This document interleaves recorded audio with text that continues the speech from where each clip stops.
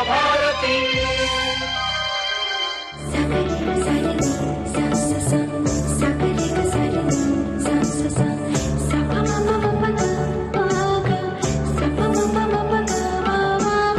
सखी सहेली।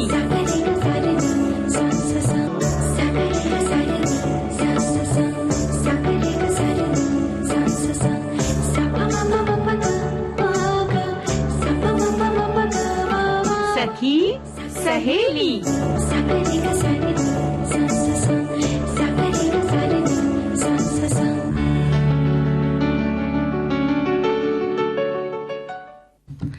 सभी सखियों सहेलियों को मंजू द्विवेदी और मंदाकिनी जोशी का नमस्कार। क्या हाल है मंजू? बस एकदम बढ़िया, बिल्कुल मजे में मैं हूँ। और प्रकृति का उत्सव हम मना रहे हैं। बिल्कुल। तो प्रकृति तो आनंददायी है ही हमेशा से। हाँ हाँ, और बिल्कुल। आनंद तो हमें उठाना होता है ना। प्रकृति तो अपना आनंद हर पल बिखेरती है। हाँ। हमारा ध्यान उस तरफ नहीं होता, दूसरी तरफ होता है ना। जी जी। तो प्रकृति के साथ तालमेल बिठाकर हमें चलना चाहिए, ताकि प्रकृति के हर रंग को हम समझ सकें, निहार सकें, उसको जी सकें। हाँ। और समझ सकें कि प्रकृति है क्या।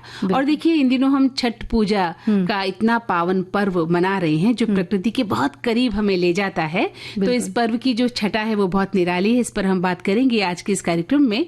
और इसके अलावा आज कुछ और बातें क्या होंगी, बताइए। बिल्कुल, विरासत स्थल के अंतर्गत मराठा सैन्य परिदृश्य में जो पन्हाला दुर्ग है, अच्छा। उस पन्हाला दुर्ग की हम बात करेंगे, उसकी विशेषताओं की बात करेंगे।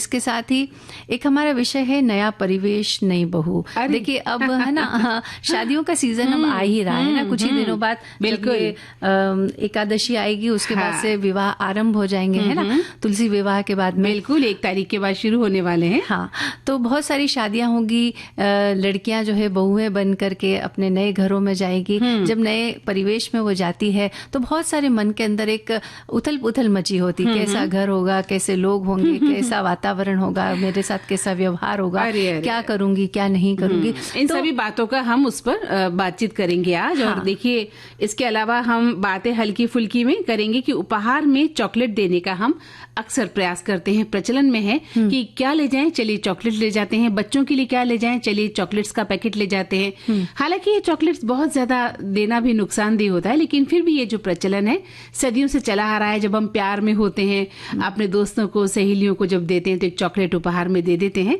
तो इस पर आज हम बातचीत करने वाले हैं। बिल्कुल, हमें आप श्रोता बता सकते हैं कि क्या ये प्रचलन जो है चॉकलेट देना, ये आपको ठीक लगता है, या आपको लगता है कि जैसे पारंपरिक जो व्यंजन थे, मिठाइयां बनती थी, वही अच्छा लगता है। तो आप अपने विचार इसके बारे में लिख सकते हैं कि ये प्रचलन क्यों बढ़ रहा है। पहले हम इतना नहीं देते थे चॉकलेट किसी को, लेकिन अब जिसे देखो, जब उपहार की बात आती है, शादी हो, चाहे कोई त्योहार हो, पर्व हो, क्रिसमस हो, दीपावली हो, कुछ भी हो, तब हम क्या देते हैं, चॉकलेट का ये छोटा या बड़ा जो भी पैकेट हो। परिवेश बदल गया है मंजू। देखिए, पहले तो घर की मिठाइयां दी जाती थी कहीं।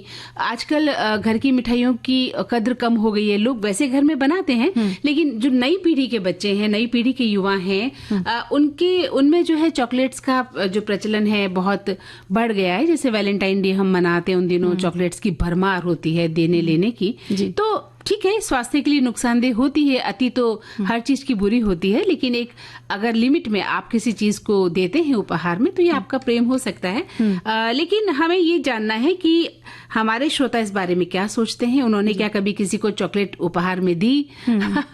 अपने बच्चों को लाकर देते हैं वो चॉकलेट्स, या उनके बच्चे क्या मांग करते हैं कि हमारे लिए चॉकलेट्स लाई जाए? वो क्या समझते हैं इस बात को लेकर, तो उसके बारे में बताएं। और नया परिवेश नई बहू, जो नई बहुएं आपके घर में आई हैं, या जो नई बहू खुद अगर इस कार्यक्रम को सुन रही है, तो बताएं कि उनके क्या सपने हैं, ससुराल में आके क्या महसूस कर रही हैं। या हमारी जो पुरानी बहुएं हैं वो भी बता सकती हैं कि जब वो नई बहू बनकर ससुराल में आई थी तो उनका पहला दिन कैसा रहा था, जो दुनिया थी वो कैसे बदल गई थी अचानक। और खास तौर पर घर के जो लोग हैं, उन्होंने नई बहू के साथ किस तरह का व्यवहार किया, उसे एडजस्ट करने में, घर के क्या अंदर रहा, अच्छी तरह से एडजस्ट हो जाए, उसके लिए उन्होंने क्या प्रयास किए, और क्या उनके प्रयास सफल रहे, क्या उनके विचार हैं, क्या उनके अनुभव हैं, ये सब बातें वो हमें लेकिन देखिए, ताली तो मंजू दोनों हाथ से बजती है। जब बहू आती है तो हर एक सोचता है कि उसके लिए हम पलकें बिछा दें, पावड़े बिछा दें। और और बहू को भी चाहिए कि जब वो नए घर में आती है तो ये समझ के आए कि घर में क्या चल रहा है और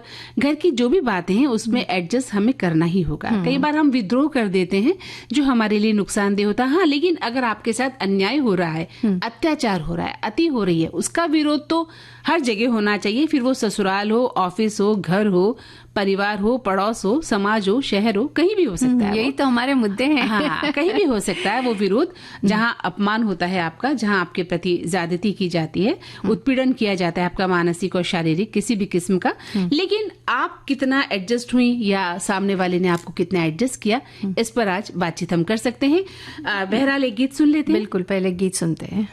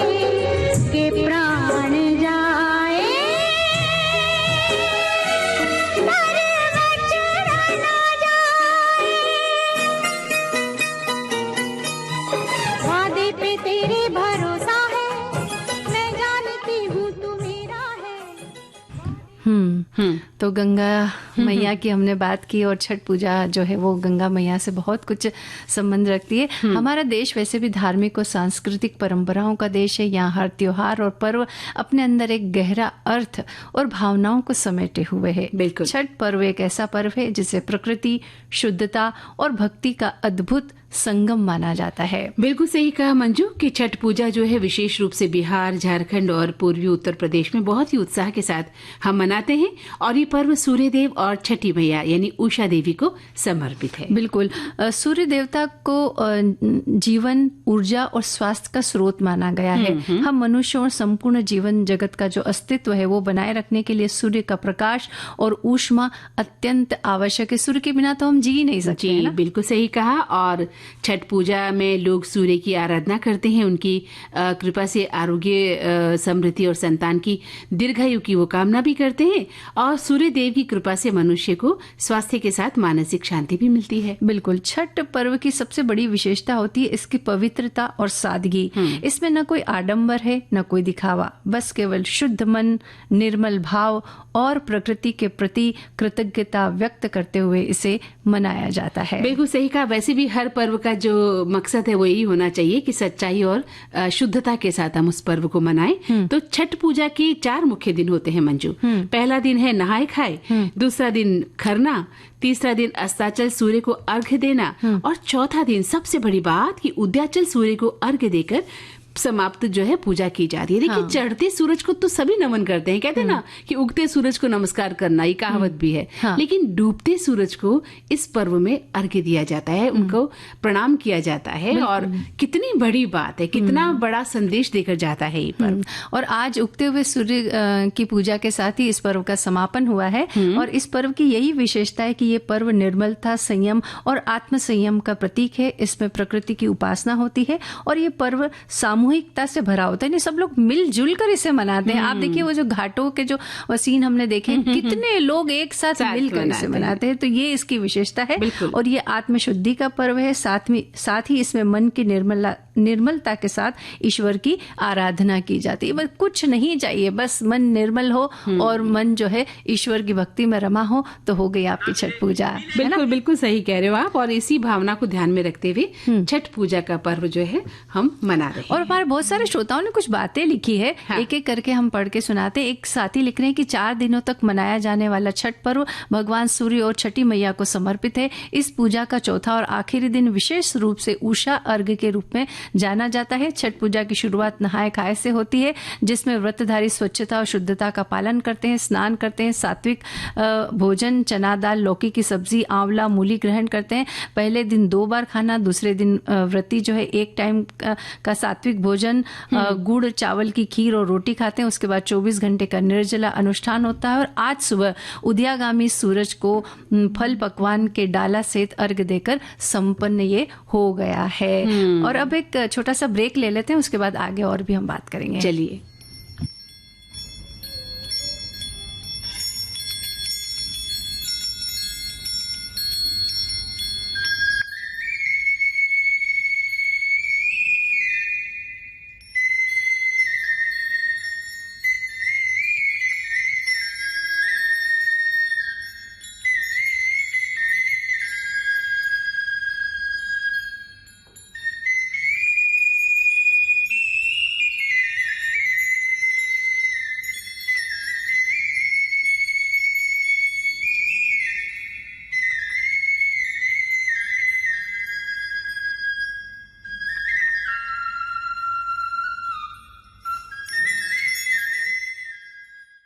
चलिए, ब्रेक का समय पूरा हो चुका है और हमारे साथियों ने और भी बहुत सारी बातें लिखी। हाँ, बिल्कुल। हमारे श्रोताओं ने जो है ये छठ मैया का जो पर्व है बहुत ही धूमधाम के साथ मनाया है। एक श्रोता लिखते हैं कि छठ महापर्व बेहद ही हर्ष उल्लास के साथ सात्विकता, स्वच्छता, शुचिता से मनाया जाता है। इसमें व्रत का कठोर नियम अनुष्ठान का पालन करना होता है। बहुत बार आर्थिक कमी या कुछ और समस्याएं भी आ जाती हैं, पर लोग खुशी से इस व्रत को हाथ में पान, फूल, फल लेकर जल में उतरकर भगवान दिवाकर को अर्घ्य देते हैं। कहते हैं कि आप जैसे इस हालत में छठी मैया को याद करें कि आपकी हर मनोकामना वो पूरी करती है। और एक साथी ये भी लिख रहे हैं कि इस व्रत में आपके घर में ना हो तो लोग दूसरे का घर में जाकर मदद करते हैं, यानी किसी के घर में अगर कोई समस्या है या वो सामान खरीदने में असमर्थ है तो लोग उनकी मदद भी करते हैं, क्योंकि ये बहुत हर्षोल्लास का पर्व है और सभी के लिए मंगल कामना होती है। छठी मैया का विदाई भी हो गया, थोड़ा सूनापन है, यानी कि आज जो अंतिम दिन है उसके बारे में लिखे हैं। और आज मैं अपने परिवार में आई हूँ और अभी थक कर सो गए हैं। सब थक गए हैं। 6 दिन का जो ये पर्व मना रहे हैं, 4 दिन का पर्व है ये। हाँ, तो हाँ, ये मनाते हुए थक करके वो थक गए हैं, सो गए हैं। छठ पूजा, ये लिखते हैं एक श्रोता कि ये पूजा बिहार राज्य की प्रमुख पूजा मानी जाती है, जिसमें कार्तिक मास के षष्ठी व्रत के साथ ही भगवान भास्कर को सायंकाली नहीं अपितु सुबह भी महिलाओं द्वारा अस्ताचलगामी के साथ ही उदित हो रहे सूर्य को अर्घ्य देकर पूजा को पूरा कर दिया जाता है। और ये कार्य 4 दिन का होता है। ये पर्व अब मात्र बिहार में ही नहीं बल्कि पूरे भारत और विश्व में भी प्राय मनाया जाता है। 4 दिवसीय पर्व है ये। बिल्कुल। एक साथी लिख रहे हैं कि छठी मैया की असीम कृपा से आप सभी का जीवन सदैव आलोकित रहे। भगवान सूर्यदेव को प्रातःकालीन अर्घ्य के साथ आज महापर्व छठ का शुभ समापन हुआ है। छठी मैया आपकी सभी मनोकामनाएं पूर्ण करे, आपके परिवार को उत्तम स्वास्थ्य प्रदान करे। इन 4 दिनों के महापर्व कैसे खत्म हो गया पता ही नहीं चला। देखिए, यही बात होती है कि हम सभी के लिए मंगल कामनाएं करते हैं, सभी के लिए शुभकामनाएं देते हैं। बस यही इन पर्वों की खासियत होती है। बिल्कुल। और एक श्रोता लिखते हैं कि छठ पूजा ये दिन 4 दिनों का जो महालोक आस्था का पर्व है, इस दिन की शुरुआत नहाय खाई के से होती है, जहां लौकी का सेवन किया जाता है। दूसरे दिन खान के प्रसाद में गुड़ की खीर, गुड़ की चावल और रोटी पकाई जाती है। तीसरे दिन यानी कल शाम को भगवान सूरज को अलग दिया जाता है, अर्घ्य दिया जाता है। डूबते हुए सूरज को चौथे दिन यानी आज के दिन हम उठाते हुए सूरज को प्रातःकाल अर्घ्य देते हैं। इस दिन को, इस पूरे पर्व को आस्था का महापर्व माना जाता है और कहा जाता है कि छठ व्रत करने वाले सभी व्यक्तियों की मनोकामना पूरी होती है। और पुरानी कथाओं के अनुसार तो द्रौपदी ने ये व्रत रखा था महाभारत के युद्ध के समय। एक साथी लिख रहे कि उदयमान सूर्य को नमन करने वाले संपूर्ण लोकधरा में भारत ही एकमात्र देश है जहां अस्ताचलगामी भगवान भास्कर को भी पूर्ण कृतज्ञता पूर्वक अर्घ्य समर्पित करने की परंपरा है। दिन भर अपने तप्त तेज से पूरी पृथ्वी को दीप्त करने के पश्चात जब देव सदृश भास्कर निस्तेज होकर पश्चिम दिशा की ओर प्रवर्तित होते हैं, तब उन्हें प्रकृति तत्वों सहित प्रणाम करना हमारे संस्कारों में निहित कृतज्ञता के अनुपम दर्शन का साक्षात उदाहरण है। सायंकालीन जलाराधना में प्रविष्ट होकर अस्तसन्न भगवान भास्कर से कल्याण कामना में सहभागी समस्त व्रतियों का सौभाग्य अक्षुण रहे, अनुष्ठान का फल समस्त प्रियजन और इष्ट मित्रों तक अभिलक्षित रूप में पहुंचे, यही कामना है। क्या बात है, बहुत सुंदर कामनाएं हैं और ये हम सभी पे जो है फलीभूत हो, ऐसी हम उम्मीद करते हैं।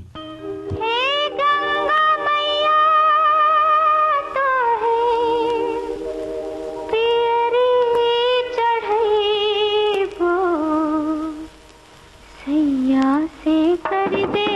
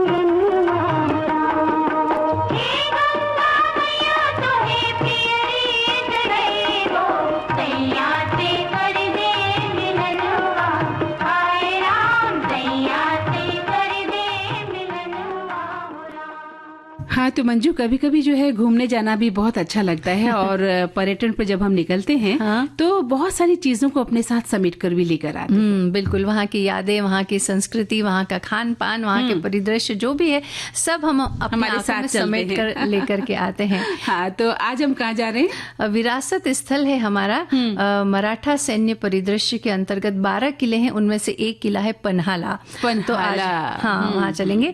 तो मराठा सैन्य परिदृश्य को यूनेस्को की विश्व धरोहर सूची में शामिल किया गया और इस सूची में 12 किले शामिल है, जिसमें से 11 जो है वो महाराष्ट्र में है और एक तमिलनाडु में है। और ये 17वीं से 19वीं सदी के दौरान विकसित हुई मराठा साम्राज्य की असाधारण सैन्य वास्तुकला और रणनीतियों को दर्शाती है। बिल्कुल, तो जो महाराष्ट्र में किले हैं उनके नाम है साल्हेर, शिवनेरी, नोहागढ़, खंडेरी, रामगढ़, राजगढ़, प्रतापगढ़, सुवर्ण दुर्ग, पन्हाला जिसका जिक्र हम कर रहे हैं, विजय दुर्ग और सिंधुदुर्ग। और तमिलनाडु में जो किला है वो है जिंजी किला। तो इनमें से आज हम बात करने वाले हैं पन्हाला दुर्ग की। इन किलों की रणनीतिक स्थिति विविध भौगोलिक क्षेत्रों में है, जिनमें तटीय, पहाड़ी और पठारी क्षेत्र शामिल हैं। ये किले मराठा शासकों की सैन्य शक्ति, क्षेत्रीय नियंत्रण और व्यापार संरक्षण रणनीतियों को दर्शाते हैं। हाँ, यानी कितनी कुशलता से बनाया जाता है। बिल्कुल मंजू। और पन्हाला दुर्ग जो है महाराष्ट्र के कोल्हापुर जिले से दक्षिण पूर्व में 20 किलोमीटर की दूरी पर स्थित है और एक छोटा सा शहर है और हिल स्टेशन है। इसका इतिहास शिवाजी महाराज से जुड़ा हुआ भी है। पन्हाला दुर्ग को सांपों का किला कहा जाता है, क्योंकि इसकी जो बनावट है वो टेढ़ी मेढ़ी है। यानी दूर से देखने में ऐसा लगता है जैसे कोई सांप चल रहा हो।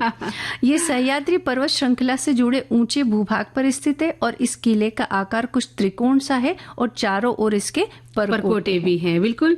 और इस किले की परिधि जो है वो 14 किलोमीटर है और इस पर 110 जो है निगरानी चौकियां हैं। किले के नीचे से कई सुरंगें निकलती हैं, जिनमें से एक तो लगभग 1 किलोमीटर लंबी भी है और कुछ पुराने बुर्जों पर जो है कमल आकृति बनी हुई है। किले में कई स्मारक भी बने हुए हैं। पन्हाला किले के क्षेत्र को 7 किलोमीटर से ज्यादा लंबी किलेबंदी से सुरक्षित किया गया है। दीवारें लंबे खंडों में खड़ी ढलानों से सुरक्षित है, जिन्हें छेदों वाली एक दीवार से मजबूत किया गया है।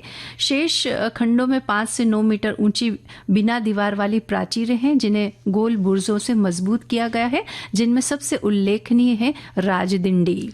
और किले में एक जो है अंधार बारड़ी है, जो 3 मंजिला की एक संरचना है, जिसमें घुमावदार सीढ़ियां हैं जो उस कुएं को छुपाती हैं जो पन्हाला किले का मुख्य जल स्रोत था।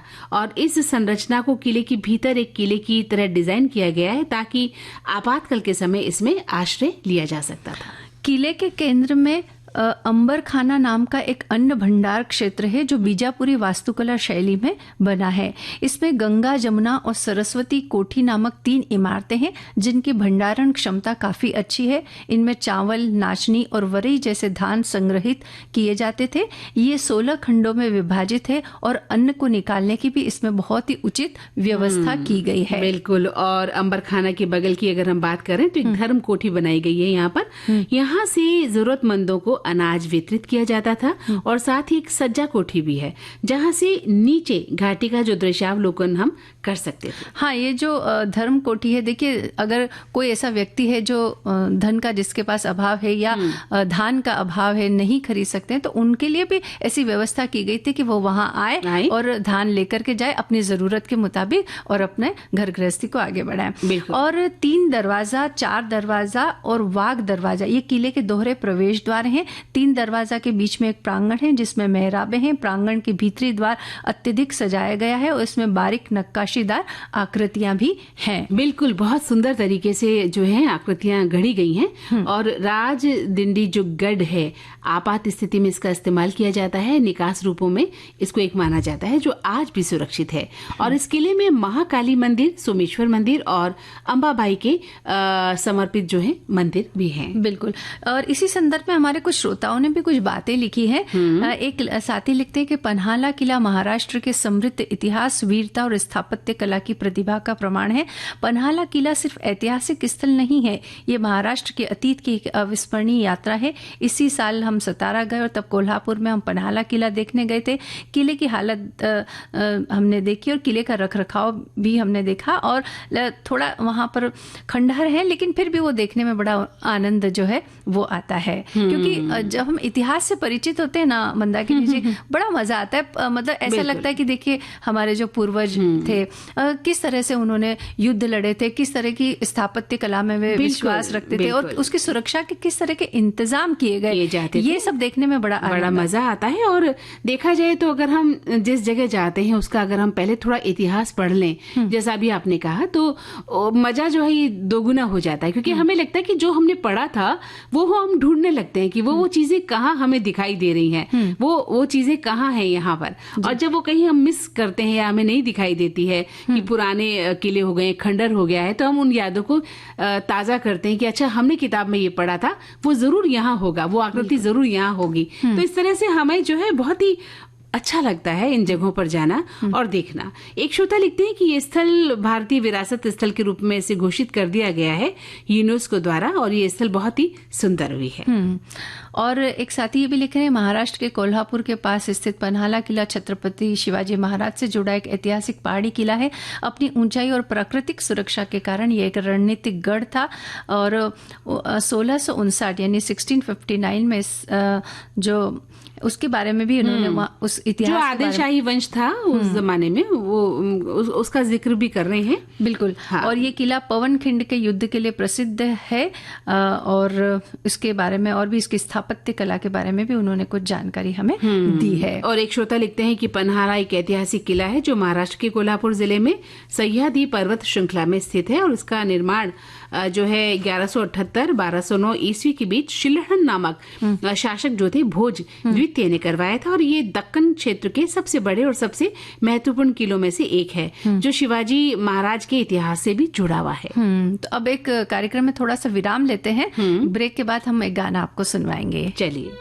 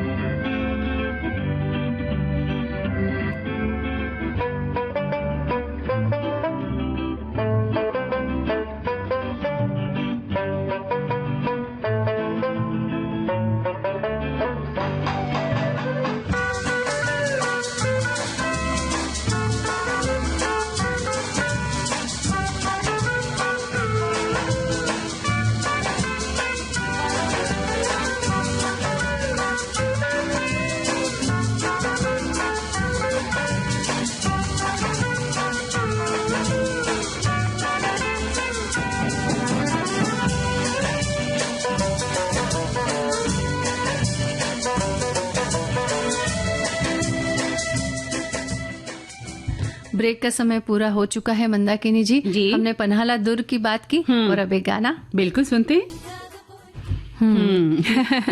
अच्छा सा गीत हमने बहुत ही प्यारा गीत था ये। गीत सुन लिया।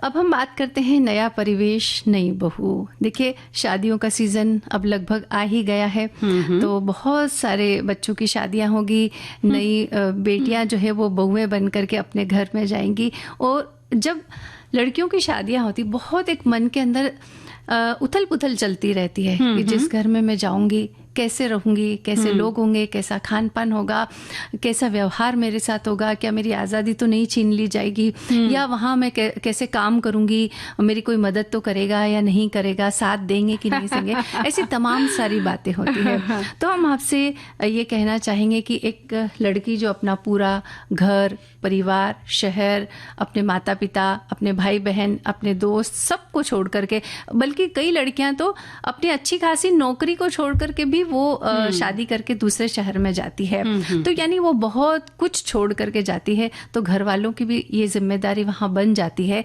कि उसको नए परिवेश में एडजस्ट करने के लिए थोड़ी सी उसकी मदद करे। बिल्कुल सही कहा मंजू। देखिए, जब शादी होती है तो दोनों तरफ उथल पुथल होती है। ऐसी बात नहीं है कि लड़की के मन में ही होती है, लड़के के मन में भी उथल पुथल होती है। और लड़के वालों के यहाँ पर भी आजकल तो ज्यादा चिंता होने लगी है पिछली कुछ घटनाओं को देखते हुए कि बहू कैसी आएगी, घर में एडजस्ट करेगी कि नहीं, घर के माहौल को खराब तो नहीं कर देगी, घर में सब लोगों को मिलाकर रखेगी कि नहीं, हम लोगों के बीच में कहीं मतभेद तो पैदा नहीं कर देगी, घर छोड़कर कहीं अलग घर बसाने की तो बात नहीं कर लेगी।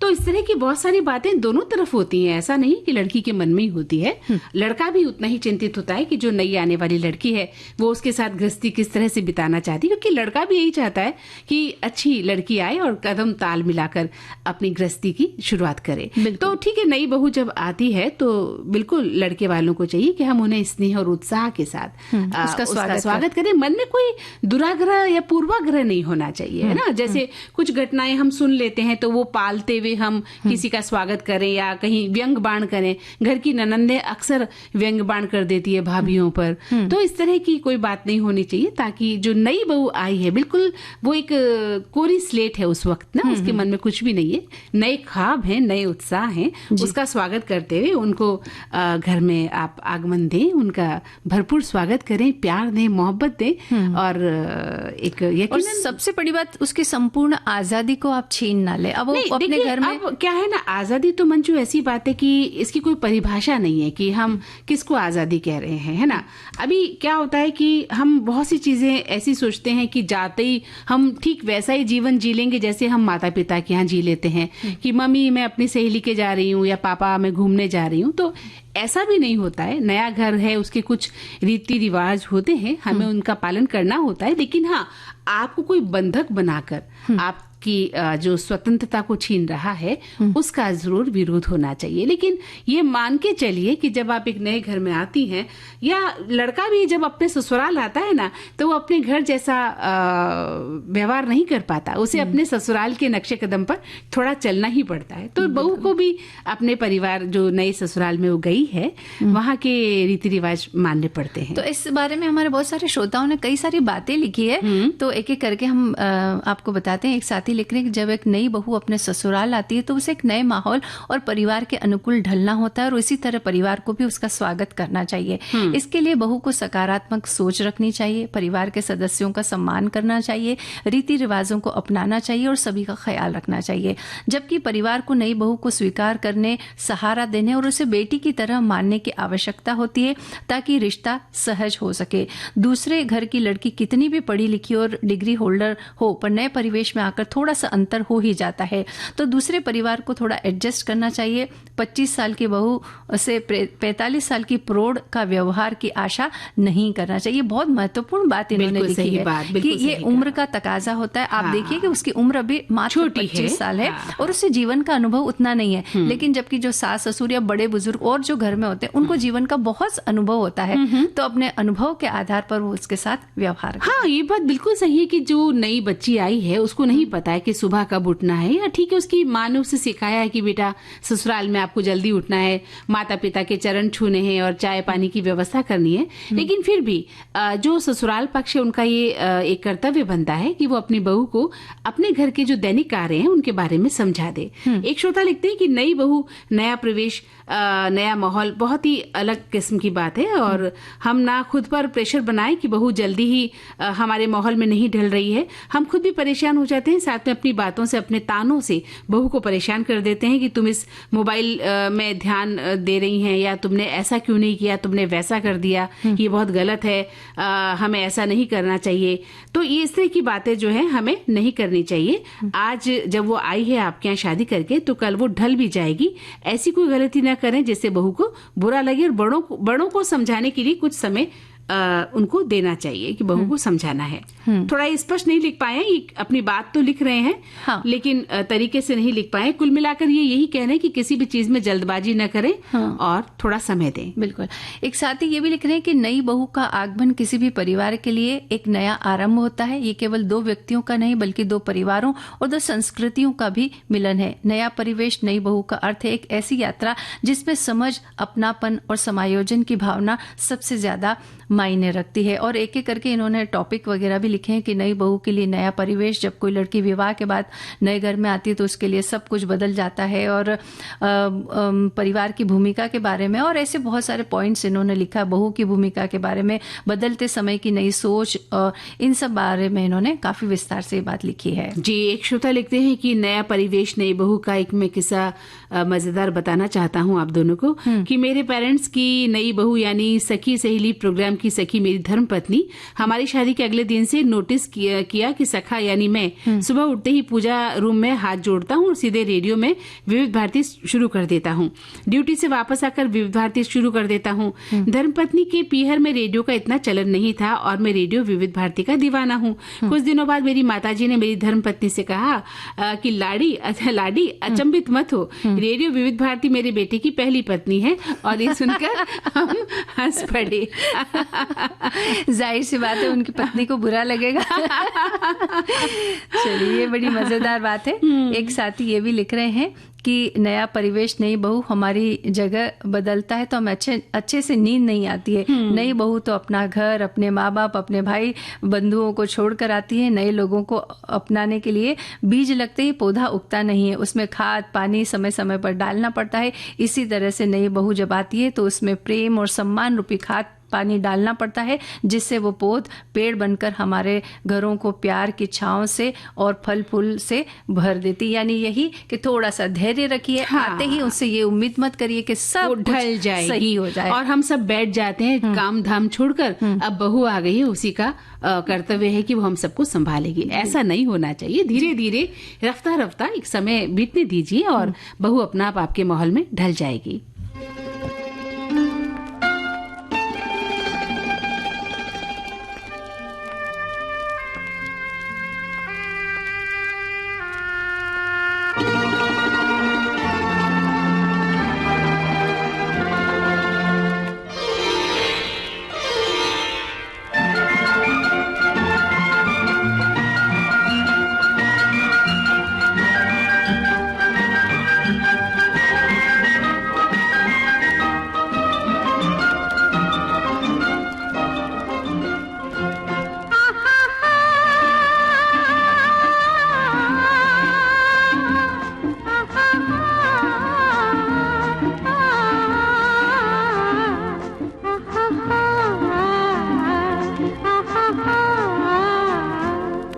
जिस द्वारे पे घर की बहू रंगोली सजाती है, उस द्वारे से घर के अंदर लक्ष्मी आती है।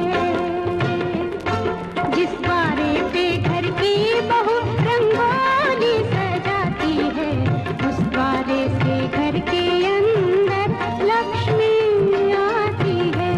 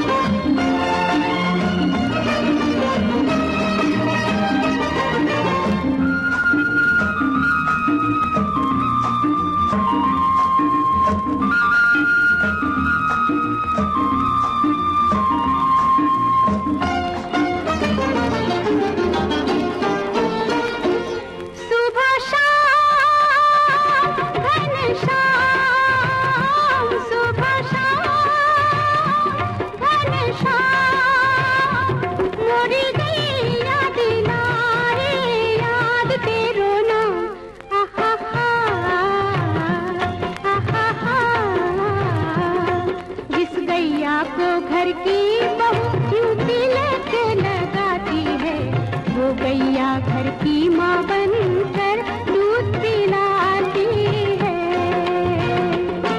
जिस द्वारे पे घर की बहू रंगोली सजाती है, उस द्वारे से घर के अंदर लक्ष्मी आती है।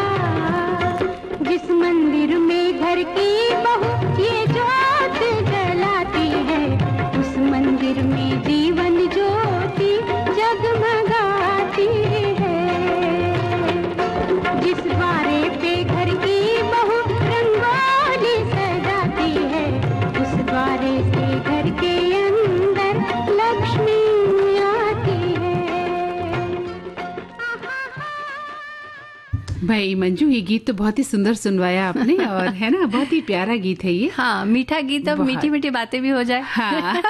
मीठेपन की बातें। अरे यानी आप मुझे चॉकलेट दे रही हैं। बिल्कुल, चॉकलेट तो मैं दूंगी कार्यक्रम की समाप्ति के बाद। ऐसा क्या बात? आपको धन्यवाद के रूप में दूंगी। अच्छा।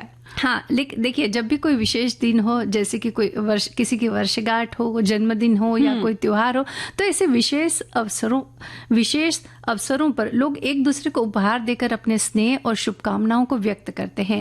पहले की बात अगर हम करें तो जहाँ उपहारों में हम कपड़े देते थे, मिठाइयाँ देते थे या फिर सजावटी वस्तुएं भी दी जाती थी, लेकिन अब चॉकलेट ने अपना एक बहुत ही विशेष स्थान बना लिया है। बिल्कुल सही कहा।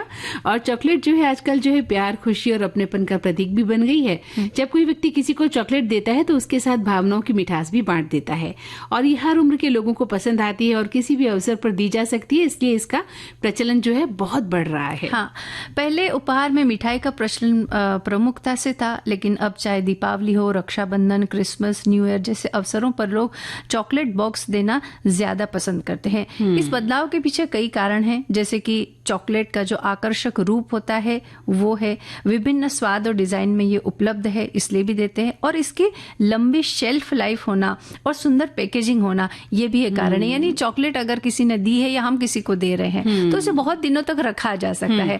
मिठाई की अपनी एक सीमा होती है, एक सप्ताह पीरियड है, 8 दिन 10 दिन के बाद अंदर अंदर हमें उसे समाप्त करना पड़ता है। लेकिन चॉकलेट आप रख सकते हैं, और ये बात भी सही कि इतनी सुंदर तरीके से इन्हें सजाया जाता है, पैकेज इनका बांधा जाता है कि लेने वालों को जो है लोभ आ ही जाता है ना। जब और इसे संभालने की ज्यादा दिक्कत, जैसे कोई मिठाई समझ लो रसगुल्ला है या गुलाब जामुन है, तो उसके अंदर जो रस जो है उनकी जो है उनको संभालना बड़ा मुश्किल काम है। जबकि चॉकलेट के बारे में ऐसा कुछ नहीं है। तो शायद यही वजह है कि चॉकलेट के लेने देने का प्रचलन बहुत बढ़ गया है, और आजकल खाने का शौक भी चॉकलेट का जो है ज्यादा हो गया है। ऐसी बात नहीं, पहले बहुत कम हुआ करती थी तो लोग मिठाई पर ज्यादा ध्यान देते थे, अब तो बात बात पर चॉकलेट मिल ही जाती है। अब देखिए, बच्चे इस बात की डिमांड नहीं करते कि मुझे आज गुलाब जामुन खाना है या मुझे बेसन की चक्की खाना है, ये नहीं कहते। वो कहते हैं मुझे चॉकलेट खानी है। मतलब उनकी डिमांड भी यही रहती है कि मुझे चॉकलेट, मिठाई का मतलब वो यही समझते हैं कि चॉकलेट है। आप जब उन्हें किसी दुकान लेके जाएं, छोटे बच्चों को बेटा क्या लेने वाले हो, तो उसका ध्यान जो है चॉकलेट की तरफ ही जाता है। हाँ, तो हमें ये समझना होगा कि चॉकलेट अपनी जगह ठीक है, लेकिन हमारे जो पारंपरिक व्यंजन है वो व्यंजन भी हमें घर में बनाने चाहिए, बच्चों को खिलाने चाहिए, या फिर लेने देने में उनका उपयोग भी हमें करना चाहिए। ठीक है, समय के साथ जो है उपहार देने की परंपराएं बदली हैं, लेकिन हम ये भी चाहते हैं कि अपनी जड़ों से जो है हम जुड़े रहें। बहुत सारी पारंपरिक मिठाइयाँ जो है अब लुप्त हो गई हैं, जिनका नाम भी, जैसे सोहन पपड़ी, हाँ। हर घर में त्योहार के दिनों में मिलती थी, सोहन पपड़ी बनती थी या लाई जाती थी, आजकल लुप्त प्राय सी है। बिल्कुल, जैसे अभी छठ पूजा की हम बात करें तो उसमें ठेकुआ बनाया जाता है ना, तो वो भी एक व्यंजन है। तो और हमने ये देखा है कि जो हमारे पारंपरिक व्यंजन है वो हमारे स्वास्थ्य के दृष्टिकोण से भी बनाए गए थे। वो तो है ही। वातावरण और स्वास्थ्य के दृष्टिकोण दोनों को बातों को ध्यान में रख करके उन व्यंजनों को बनाया गया था, ताकि उस सीजन में अगर आप वो चीज खाएंगे तो वो आपके लिए फायदेमंद होगी। बिल्कुल सही। तो हमें उन का भी ध्यान रखना चाहिए और वो भी हमें खाने चाहिए। बच्चों को बताइए कि ये व्यंजन है, हमारे पारंपरिक व्यंजन है,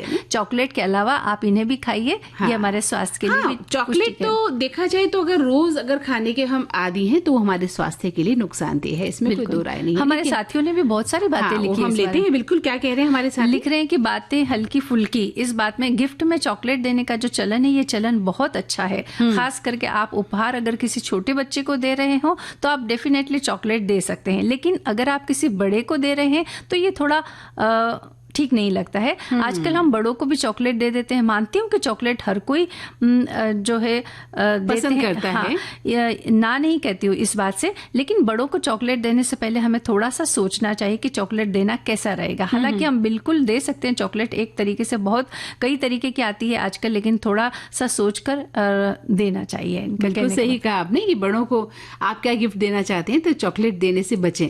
बच्चों को दे, लेकिन बच्चों को भी ज्यादा तादाद में नहीं देना चाहिए। बच्चों ने अपने दांत खराब कर लिए चॉकलेट खा कर। यही बात मैं कहना चाहती थी। बहुत सारे बच्चे जिनके आगे जब अभी छोटे छोटे से दांत आए हैं और चॉकलेट खाने के बाद ना तो वो ब्रश करते हैं ना वो कुल्ला करते हैं, कीड़े लग इसकी वजह से कीड़े लग करके दांत खराब हो गए हैं, दांत खोखले हो गए हैं छोटे छोटे बच्चों के ना। तो अगर वो खाते भी हैं तो आप उनके दांतों की सफाई बहुत अच्छी तरह से करें।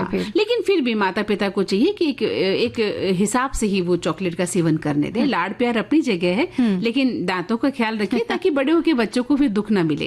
एक श्रोता लिखते हैं कि हल्की फुल्की बातें उपहार में चॉकलेट देने का जो चलन आपने रखा है, ये विषय बहुत अच्छा है और मेरा किस्सा भी जुड़ा है कि मैं बहुत रिलेट कर सकती हूँ इस किस्से को आपके इस विषय से। दरअसल 2022 की बात है, उस समय मेरे यहाँ एग्जाम होने वाला था। एक दिन मेरे घर कोई लोग आए, उन्होंने मुझे एक सवाल पूछा और कहा कि मेरे सवाल का जवाब अगर तुम एक दिन में दे पाओ तो मैं तुम्हें गिफ्ट में चॉकलेट दूंगा। तो मैं और मेरे परिवार ने उस बात पर ध्यान नहीं दिया। हमने सोचा कि कह दिया तो ना हमने सवाल का जवाब ढूंढने की कोशिश की और ना कुछ कहने की कोशिश की।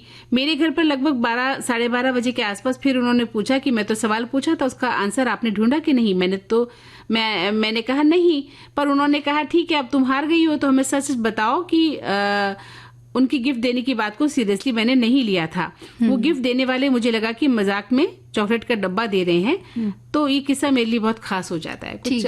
मतलब इन्हें चॉकलेट का डिब्बा मिलने वाला था, पर इन्होंने उस जो क्वेश्चन पूछने वाली बात थी उसको सीरियसली नहीं लिया। हम अपने साथियों से एक बात कहना चाहते हैं कि आप अपने जो भी दिल की जो बात है वो लिखे, लेकिन थोड़ा स्पष्टता से लिखे तो हमें पढ़ने में आसानी होगी। उद्देश्य क्या है आपका, आप क्या बात, क्या उदाहरण पेश कर रहे हैं और क्या कहना चाहते हैं इस बात का। कई बार इनके वाक्य जो है वो थोड़े से हमें पढ़ते समय दिक्कत आती है, तो आप थोड़ा सा स्पष्ट लिखेंगे तो अच्छा होगा। एक साथी लिख रहे हैं कि बचपन में चॉकलेट की जगह सिंक में लगे लेमन जूस को अवश्य चूसने का हमने काम किया है। अच्छा। तब ये ज्ञान भी नहीं था कि ये लेमन जूस में जो बहुरंगी रंग पड़े हैं वो नुकसान पहुंचा सकते हैं, किंतु बाद में इससे भी पेट भर गया।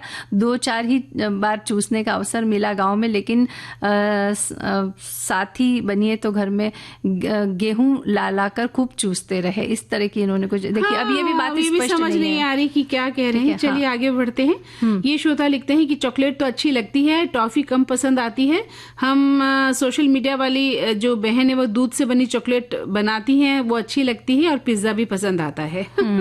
उपहार में चॉकलेट देना लेना हमें पसंद है। चॉकलेट केवल न केवल स्वादिष्ट होती है बल्कि स्वास्थ्य लाभ भी देती है, ऐसा इन्होंने लिखा। डार्क चॉकलेट तनाव डिप्रेशन कम करता है, हृदय रोग से बचाता है, एंटीऑक्सीडेंट गुण से भरपूर होता है, इससे त्वचा जवान होती है, लेकिन वो भी हमें थोड़ी मात्रा में ही खानी चाहिए। त्वचा को जवान करने के चक्कर में ज्यादा नहीं खा ले आप, है ना।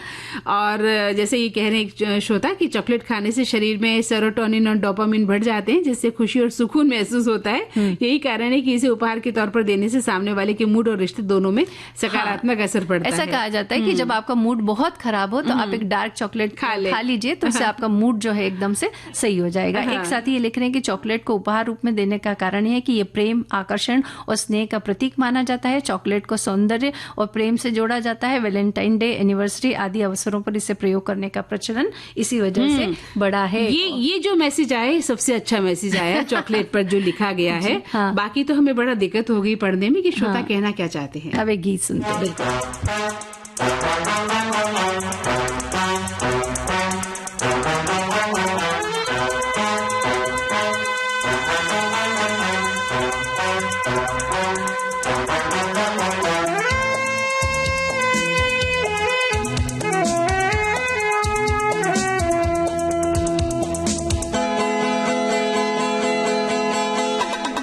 चॉकलेट, लाइम जूस, आइसक्रीम, टॉफियाँ, पहले जैसे अब मेरे शौक है कहाँ। गुड़िया खिलौने, मेरी सहेलियाँ, अब मुझे लगती है सारी पहेलियाँ।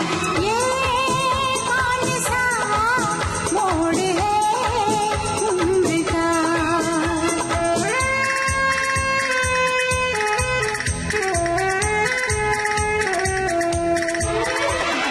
चॉकलेट, लाइम जूस, आइसक्रीम, टॉफियाँ, पहले जैसे अब मेरे शौक है कहाँ। गुड़िया खिलौने, मेरी सहेलियाँ, अब मुझे लगती है सारी पहेलियाँ। ये कौन सा मोड़ है उम्र का।